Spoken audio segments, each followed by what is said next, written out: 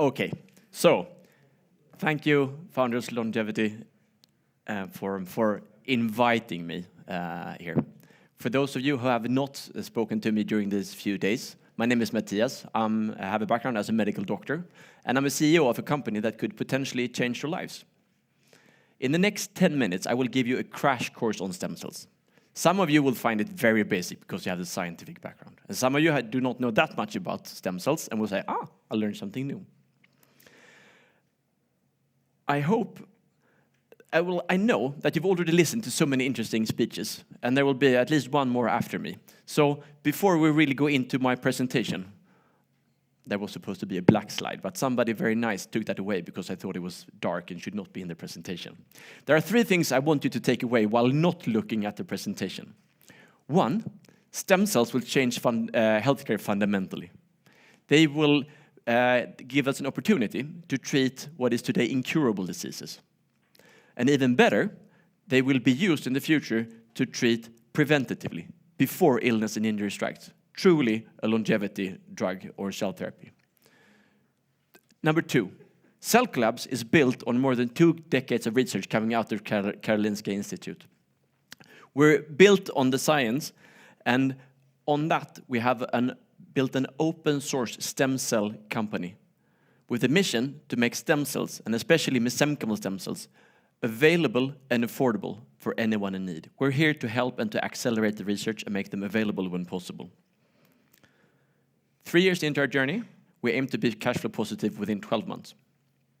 And number 3, if you have ever been thinking about stem cell treatments as a part of your longevity journey, please reach out to me after this speech, and I will tell you what to do, and what is even more important, what not to do. That's also an important part of longevity.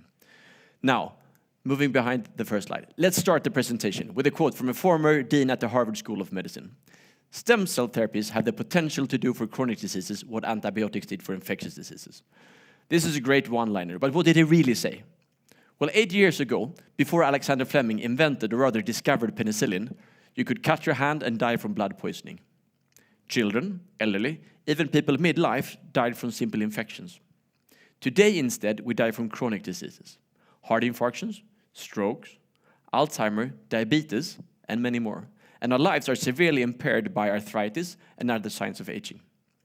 Now, with the promise of stem cells for the first time, there's a chance actually to treat some of it, maybe even cure some of those diseases, but even better, what we're truly hoping for is to prevent the onset of illness before it strikes.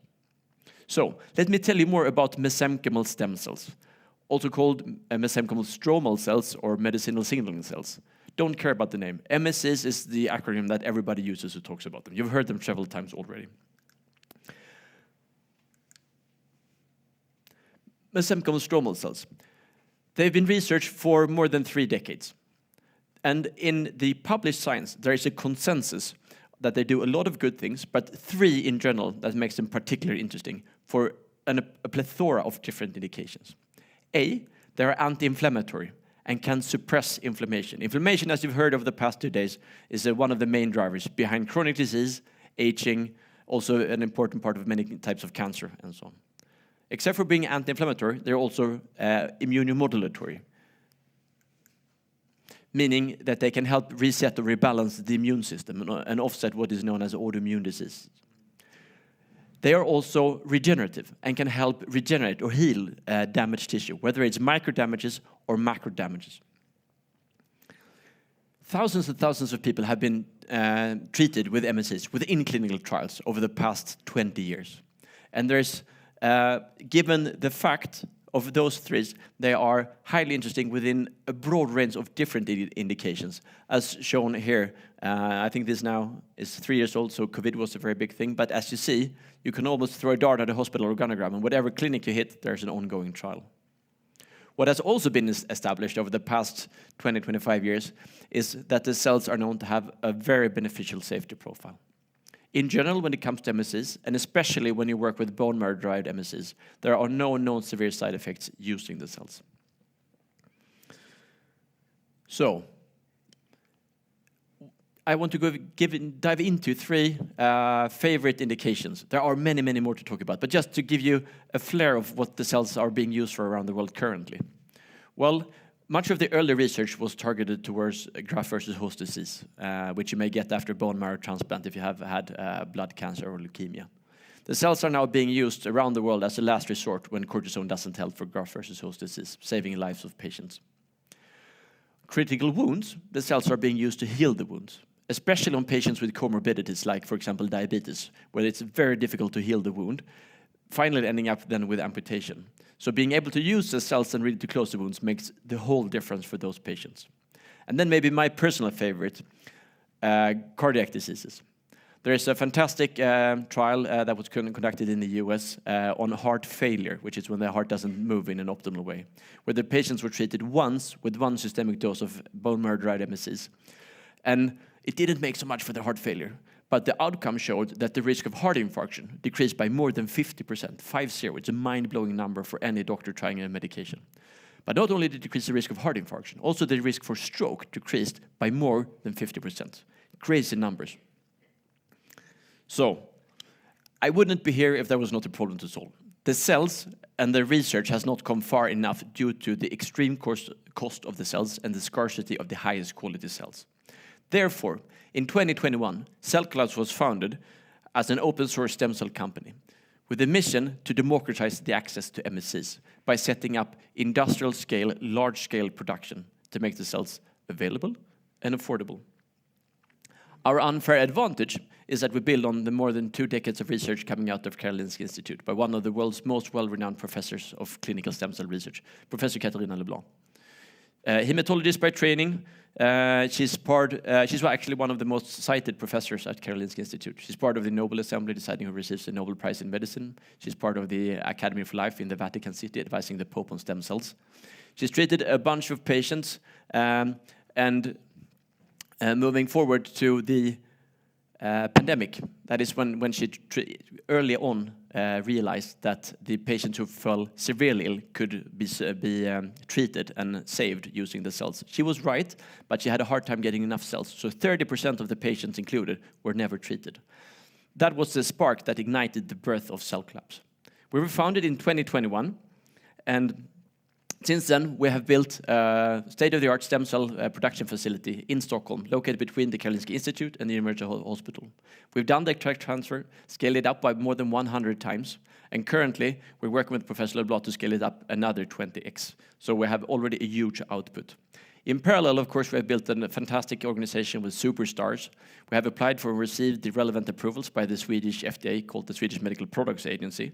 And last year, we started production. We're now selling to 5 countries on 3 continents, and we have already cut prices by more than half. We aim to cut it down additionally 80 to 90% over the next decade. In parallel, we have a subsidiary called Cellcolabs Clinical that is running trials. And we do arthritis of the knee and aging frailty in Abu Dhabi, where we expect to get the conditional market approval to sell these treatments either 2025 or 2026. They've looked at the Japanese framework, so they're quite fast in this.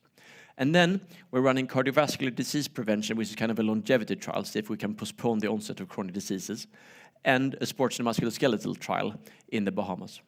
The Bahamas trials are patient-funded, meaning that patients pay to participate.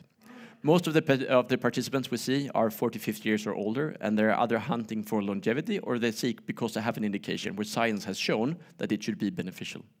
Everybody's always treated within the IRB-approved trial protocols, of course. If you want to read more about that, you can read on cellcolabsclinical.com, or you can find the trials on clinicaltrials.gov, where you can find any kind of trial. Earlier this year, we raised our last round of $9 million. From top-tier investors in Sweden, known to support unicorns. We are now 3 years into our journey, and we aim to break even within 12 months. We're currently not raising money, but we're always open to new discussions, especially with strategic partners with good networks. So I'll be happy to discuss afterwards anyway. So, to sum it all up, that's me. If you want to speak with me later today, later this year, at any time, I'll be happy to take your call. And by the way, I challenge you. If you ask me a stem cell question that I haven't heard before, I'll buy you a drink tonight.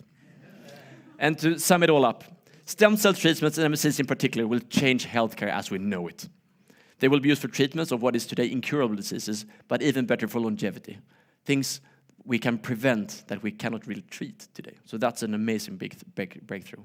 Cellcolabs is an open stem cell company that is happy to work with anyone who's serious about doing research. We'll supply to university hospitals, medtech, biotech, anyone who's working within the frameworks, and it will help us move and accelerate the research frontier. And 3, if you're interested in your personal longevity and want to know more for your personal benefit, please just contact me, and I will especially advise you on what not to do. Always listen for GMP, good manufacturing practice, keyword always. Well, anyways, thank you so much for your attention. If you have any questions, please bring them up later. Thank you so much.